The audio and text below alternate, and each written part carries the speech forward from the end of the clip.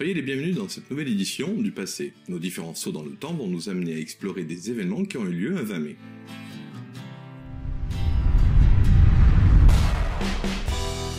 En 1775, Lafayette fait partie de cette jeunesse en recherche de gloire et de soif de revanche envers les Britanniques depuis la perte du Canada français. La guerre d'indépendance américaine est le prétexte rêvé. La suite est connue, il va non seulement s'illustrer au combat, mais va grandir l'image de la France auprès de la jeune nation américaine. Son retour en France sera triomphal. C'est plutôt sur le Lafayette, acteur de la Révolution française, que nous allons nous attarder. Il s'enthousiasme pour la Révolution, même s'il est un député de la noblesse aux États généraux. Il propose une déclaration des droits de l'homme inspirée de l'américaine, qui se veut déjà universelle. Il sera nommé chef de la garde nationale, position stratégique dans cette France révolutionnaire. Durant les débuts de la Révolution, Lafayette se comporte avant tout comme un idéaliste, certain que sa popularité le rend incontournable. Il se rêve un destin national. Ainsi, la fête de la Fédération, le 14 juillet 1790, est un véritable triomphe pour lui, et il y apparaît tel un César. Bien évidemment, cela n'est ni du goût des conservateurs ou des ultras. Attaqué de toutes parts, il est contraint à la démission. Continuant à faire de la politique,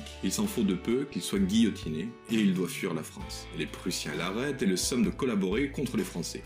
Lafayette refuse et sera envoyé en prison. Il devra attendre les victoires napoléoniennes pour être libéré. Alors que tout rapproche ces deux hommes, leurs relations seront exécrables. Il ne retournera à la politique en 1818. C'est un modéré de gauche. En 1824, il est reçu triomphalement aux États-Unis. Enfin, lors de la Révolution de 1830, le peuple réclame Lafayette. Enfin, le pouvoir est à portée de sa main. Mais il préférera le laisser à Louis-Philippe. Quelles que soient les maladresses de Lafayette, il a constamment œuvré pour la liberté. Et peu d'hommes, à son époque et encore moins à la nôtre, se sont autant investis pour cette cause. Les autres événements du 20 mai. C'est un 20 mai 1925 que va naître Alexeï Tupolev, ingénieur aéronautique russe. On lui doit une ligne d'avion tant civile que militaire. Le 20 mai 1915 marque la naissance de Moshe Dayan, général et homme politique israélien. Il fut l'un des plus brillants stratèges de l'après-Seconde Guerre mondiale. Même ses pires ennemis reconnaîtront en lui ses qualités de tacticien. Naissance d'Honoré de Balzac, né le 20 mai 1799. Ce serait presque une insulte que de présenter cet écrivain français, tant ses œuvres sont célèbres.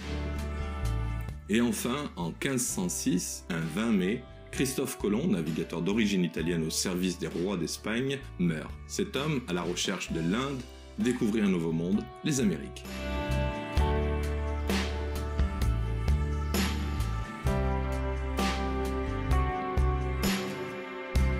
Alors merci d'avoir suivi ces actualités du passé.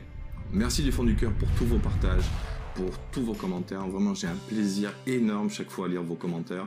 Merci pour vos likes et également merci pour vos partages. Et je vous souhaite à toutes et à tous une merveilleuse journée.